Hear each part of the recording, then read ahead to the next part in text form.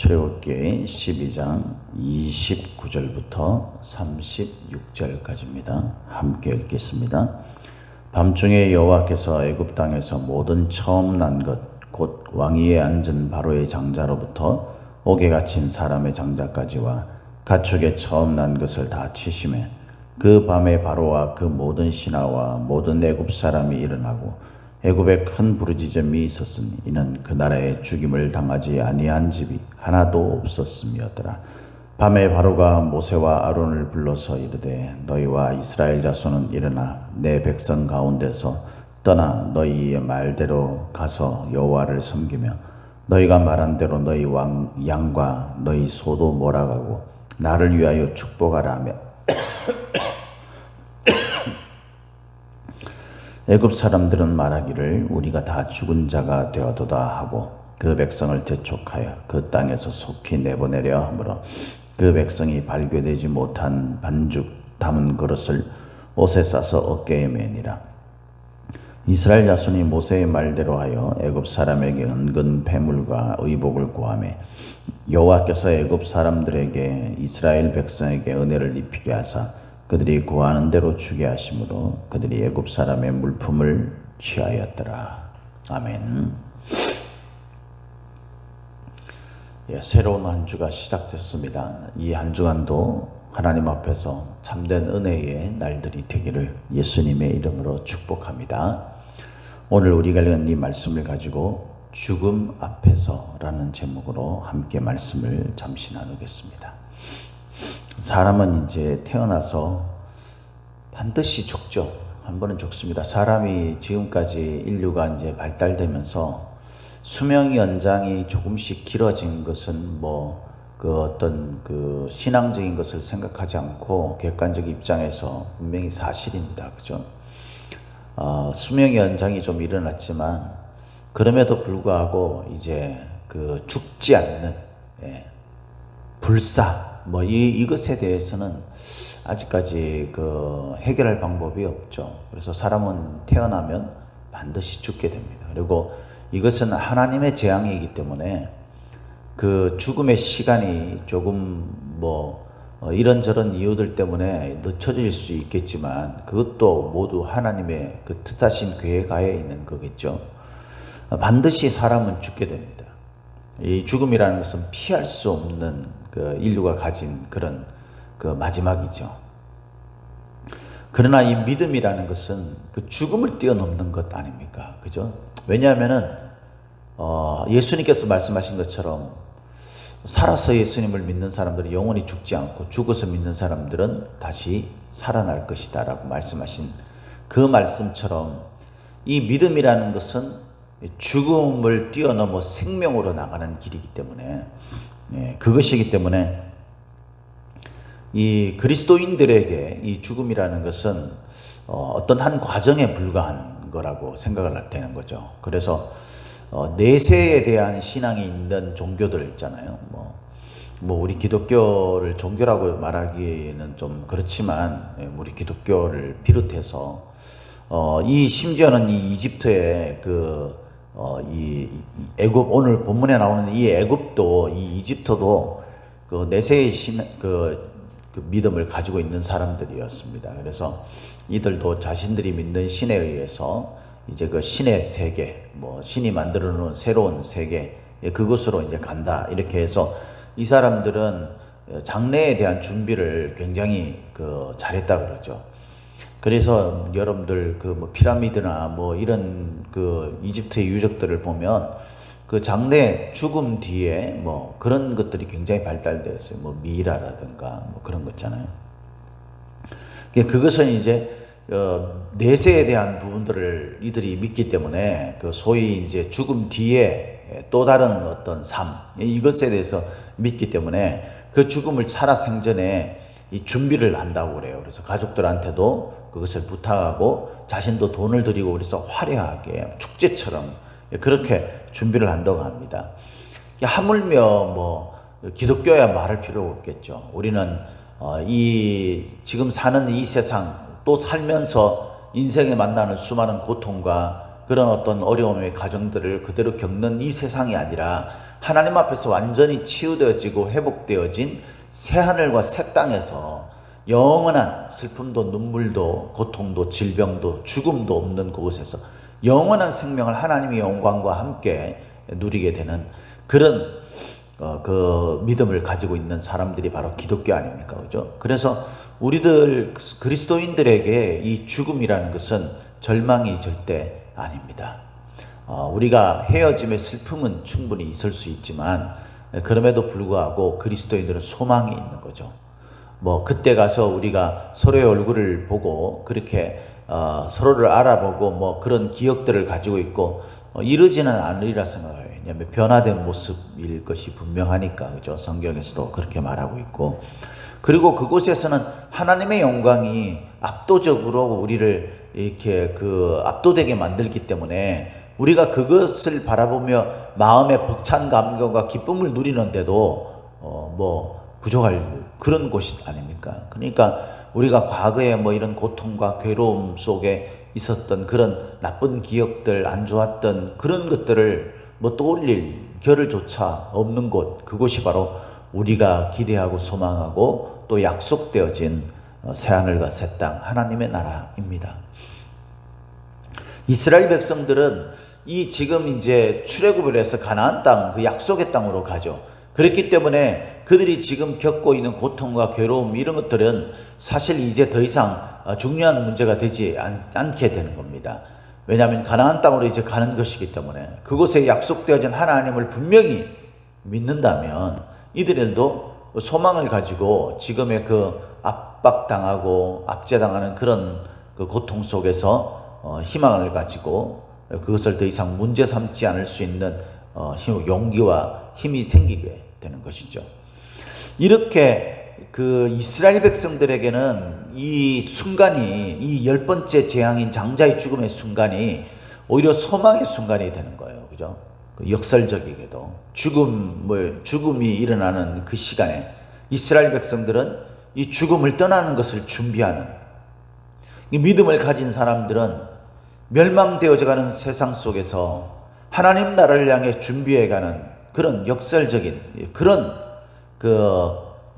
마인드를 가지고 있는, 그런 소망을 가지고 있는 자들입니다. 반면에 믿음이 없는 이집트 사람들, 믿음이 없는 불신, 이것에는 어떤 것이 있습니까? 오늘 본문에 보니까 이제 드디어 10번째 재앙이 실행이 됩니다. 그죠? 이 출애굽기 11장에 이제 흑암에 대한 그런 재앙이 있었잖아요. 깜깜해서 아무것도 보이지 않는다 그랬어요. 아무것도 보이지 않는다. 그래서 10장에 보면, 그죠?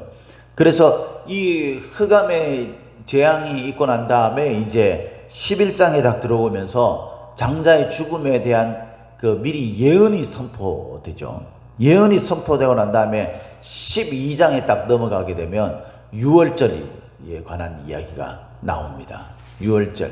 그리고 이제 이 유월절을 어떻게 지켜라, 뭐 무교절과 어떻게 연계가 되고 이런 부분들에 대해서 말씀을 하시고 난 다음에 오늘 본문 말씀 29절부터 드디어 10번째 재앙이 실행이 되는 거죠. 흑암 어두움 속에 있었던 가운데서 이제 장자의 죽음이 일어나는, 그러니까 9번째 재앙이랑 10번째 재앙은 어떤 의미에서는 연계성을 가지게 되는 거죠. 오늘 밤 29절에도 보니까 밤중에라고 되어 있어요. 다시 말해서 흑암이 임하고 있을 때, 그때를 말하는 거죠. 이 밤중에라는 말이 계속 나옵니다. 30절에도 그 밤에, 31절에도 밤에, 이렇게. 그러니까 흑암이 있을 때, 이 장자의 죽음이라는 이 정말 지독한, 이 치명적인 재앙이 임했을 그때, 이 모든 일들이 지금 일어나고 있는 겁니다. 빛이 없는 곳에는요, 사실 희망이 없는 거예요. 우리가 빛이 없는 곳에서 뭔가 일어나기를 기대한다는 것은요, 어리석은 일입니다. 세상에서 우리가 그리스도만이 빛이고 그 빛된 그리스도를 통하여서 우리가 우리의 삶의 그 길이 밝히 보이고 또 그렇게 밝은 곳으로 나아가는 그런 것이 믿음 아니겠어요? 믿음. 근데 세상 사람들, 우리가 살아가는 삶의 모습들을 보면은 이 세상에서 마치 빛이 있는 것처럼 살아가려고 하죠. 그 빛이 사람들에게는 각각 다른 모양으로 비춰지게 됩니다. 그죠?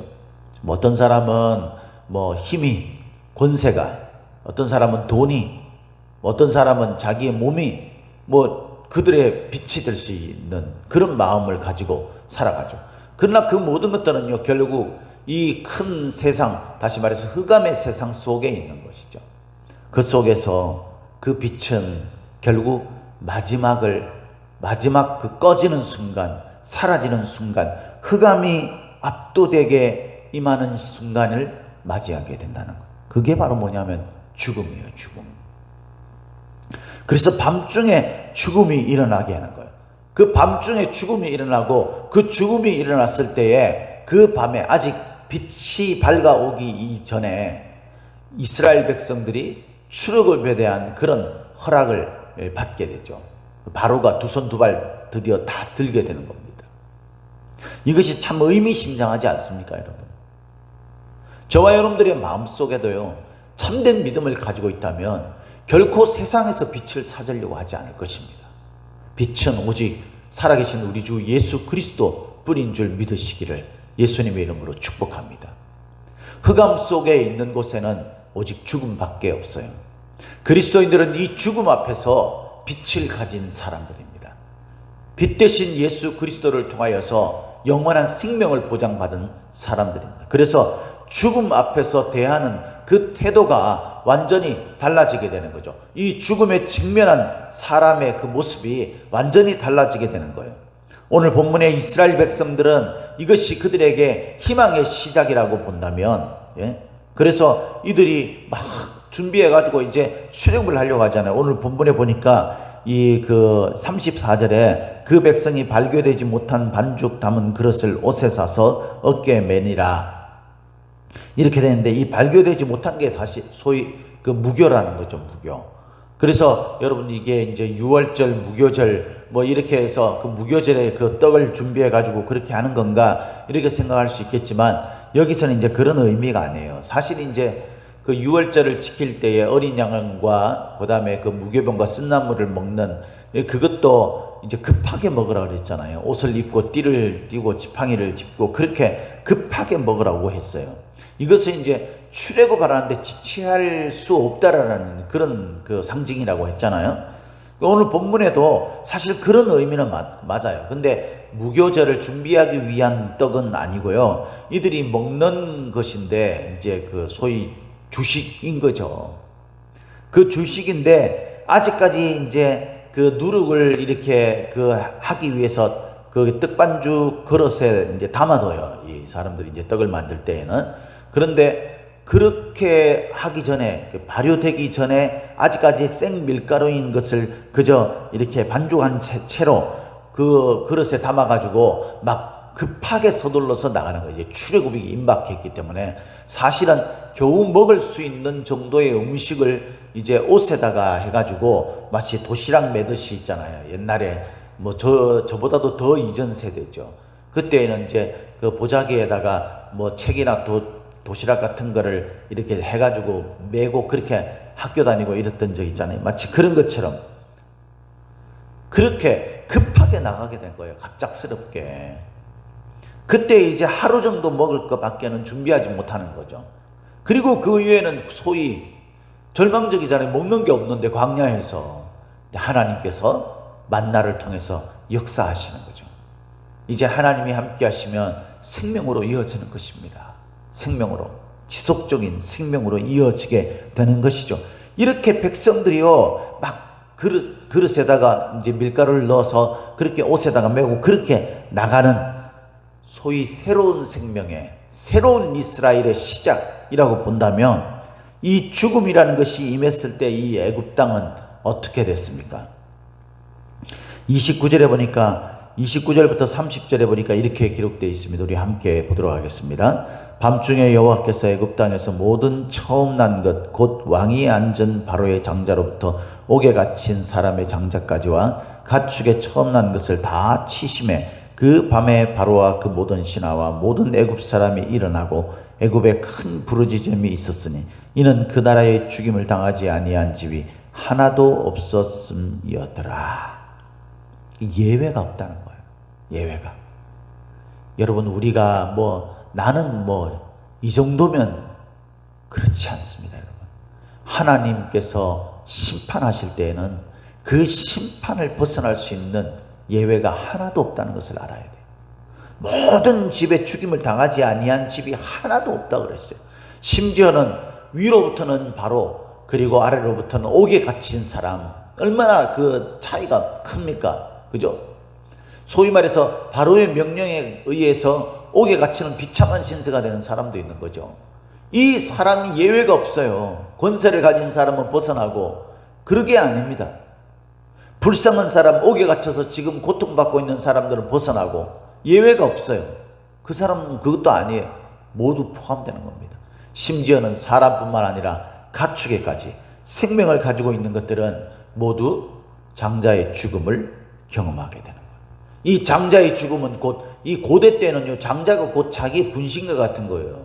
장자가. 그래서 가계를 잇게 하는 그 이름, 그것도 장자를 통해서 잇게 하죠.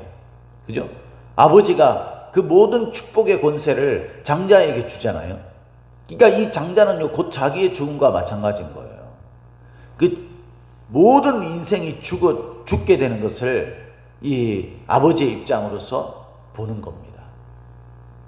그것이 얼마나 끔찍스러운 거겠어요.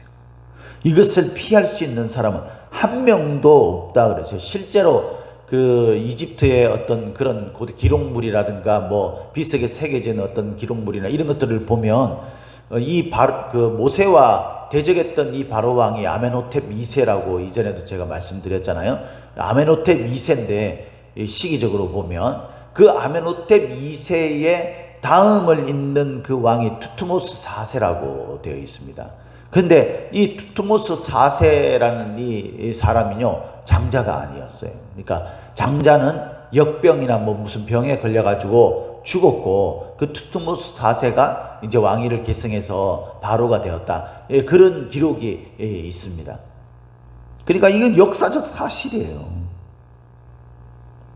이런 상황이 된 겁니다. 이스라엘 백성들은 죽음이라는 것이, 죽음 앞에서 새로운 시작, 그 소망이 이제 실현되어지는 그 시작이라고 본다면, 이집트 사람, 신앙을 가지지 않는, 하나님과의 관계가 없는 사람들, 이것은 절망이고 끝이고 두 손 두 발 다 드는 항복이고 그런 것이죠.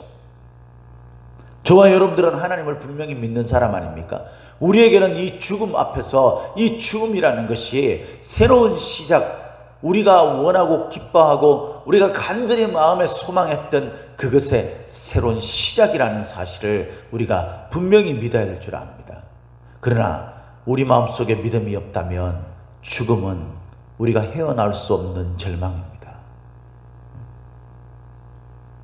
이 죽음 앞에서 이루어지는 이스라엘 백성과 이집트 사람, 약속의 백성과 하나님의 아들과 그러지 않는 아들, 하나님께서 이스라엘 백성들을 이제 출애굽시키면서 바로에게 그렇게 모세를 통해서 말하라고 했잖아요. 이스라엘 백성은 내 장자라 그랬어요. 그래서 그들을 보내서 나를 섬기게 하라. 근데 그것을 듣지 않으면 내가 너의 장자를 죽이리라 그렇게 돼 있잖아요. 그죠? 믿는 자와 믿지 않는 자, 이들이 하나님 앞에서 얻게 되는 결과는 전혀 다른 것이 되는 거예요. 결국 전세는 완전히 역전되어졌습니다. 지난번에도 잠깐 말씀드렸지만 여러분, 우리가 지금 겪고 있는 신앙적 어려움, 이것은요, 하나님 앞에서 우리 그 믿음을 지켜가는 사람일 때, 주께서 말씀하신 대로 유월절 규례를 따라서 잘 지켜가는 사람이 될 때, 우리가 비록 부족하고 연약하고 순간순간 넘어질 때도 있지만, 그럼에도 불구하고 주님이 말씀하신 그 계명을 붙들고 말씀을 붙들고 오늘도 그 말씀대로 살려고 하는 자들, 이런 자들에게는 반드시 우리가 그것으로 인해서 받는 고통과 어려움에 대해서 하나님이 보상하실 날이 온다는 사실을 믿으시기를 예수님의 이름으로 축복합니다. 희망을 가지세요. 주님을 믿는 믿음이 우리에게 얼마나 그것이 힘이 되고 능력이 되는지, 거기에 대한 소망을 여러분 가지시기를 바라요. 오늘 본문에 보니까 드디어 이제 이 장자의 죽음 앞에서 이집트와 바로가 두 손 두 발 다 들게 되죠. 그래서 그들이 이렇게 말합니다. 31절에 밤에 바로가, 이것은 아직 흑암이 있을 때 그런 말이죠. 이것이 뭐 시간이 지나고 난 다음에가 아니에요. 지금 막 급박하게 바로가 모세와 아론을 부르는 겁니다. 이제는 뭐 지체할 수가 없는 거죠, 이들이. 그래서 이스라엘 자손은 일어나 내 백성 가운데서 떠나 너희의 말대로 가서 여호와를 섬기며, 너희의 말대로라는 것은 뭡니까? 원하는 대로. 너네들이 원하는 것이라면 뭐든지 내가 다 해줄 테니까 빨리 나가라, 이거죠. 이건 지금 재촉하는 거예요. 그러니까 여기서 이제 이야기하는 일어나, 뭐 너희 말대로 가서 뭐 떠나, 이런 말들은요, 그 소위 중언법이라고 되어 있더라고요. 제가 주석책을 찾아보니까 이거는 그냥 뭐 하나하나 일어나고 뭐 떠나고 가서 이런 의미가 아니고, 어서 빨리 속히 떠나라, 그런 말이에요. 또 33절에도 보면 마찬가지죠. 33절에도 애굽 사람들이 말합니다. 우리가 다 죽은 자가 되었도다 하고 그 백성을 재촉하여 그 땅에서 속히 내보내렴. 여기도 재촉하다, 내보내다, 뭐 속히, 이런 말이 반복해서 이루어지는 것은 바로 중언법입니다. 이 중언법은 강조하는 거죠. 강하게 재촉하는 거예요. 막 빨리 나가달라.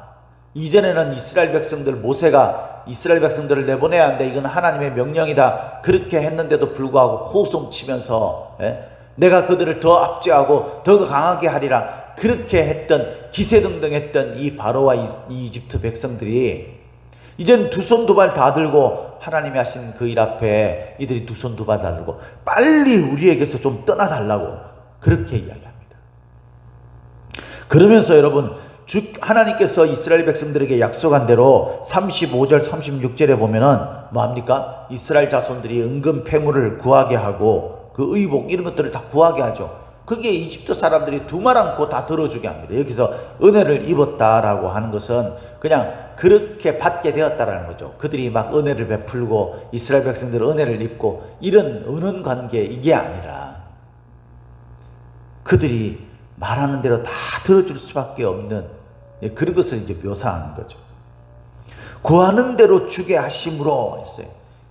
여러분, 우리가 하나님 앞에서 우리의 믿음에 대해서 보상이 일어날 때, 그때 우리는 우리의 마음에 완벽한 치유와 그 은혜의 감사, 감격이 일어나게 될 것이라는 거예요. 반면에 이 이집트 사람들, 이들은 어떻게 됩니까, 여러분? 그 죽음 앞에서 자신들이 두 손 두 발 다 들고 이제 그 가진 모든 것들을 다 내놓을 수밖에 없는 그런 상황이 된다라는 거예요. 지금 우리가 움켜잡고 아둥바둥하고 있지만 하나님이 심판하시는 그날이 되면은 우리가 가진 그 붙잡고 아둥바둥했던 그것이 뭐 물질적인 것이든 아니면 어떤 추상적인 것이든 우리의 뭐 자존심이든 우리가 그거 붙들고 아둥바둥하면서 살잖아요. 근데 하나님께서 심판하시는 죽음 앞에서 우리는 그 모든 것들을 내놓을 수밖에 없게 되는 거예요. 그것들이 우리를 지켜주지 않아요, 여러분. 사랑하는 성도 여러분, 저와 여러분들이 오늘도 우리가 죽음에 직면하는 순간을 한번 생각해 보는 시간들을 한 번씩 가져야 합니다.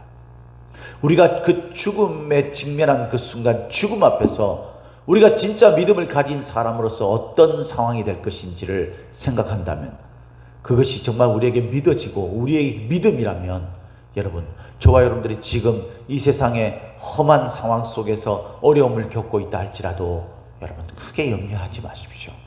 걱정되고 두려울 마음이 일어날 수 있죠, 충분히. 그러나 주님께서는 그것이 새로운 생명의 시작임을 알리는 것이라는 것을 우리 마음속에 분명히 믿으시고, 그 죽음 앞에서 오히려 우리가 소망과 희망을 갖는 그런 죽음 같은 현실 앞에서 우리가 새로운 소망과 희망을 갖는 믿음을 가지시기를 바랍니다. 반면에 이 믿음이 없는 것은 그것으로 끝이라는 것을 알아요. 절망과 우리가 가진 그 모든 것들을 내놓을 수밖에 없는 그것이 바로 죽음이라는 것 앞에, 죽음 앞에서 죽음을 직면한 인생들의 모습이라는 것을 꼭 기억하시고, 한 번쯤은 우리가 한 번씩 죽음을 우리가 한번 생각해 보고 죽음 앞에서 내 믿음을 한번 생각해보는 그런 저와 여러분들이 되시기를 예수님의 이름으로 축복합니다. 축복합니다.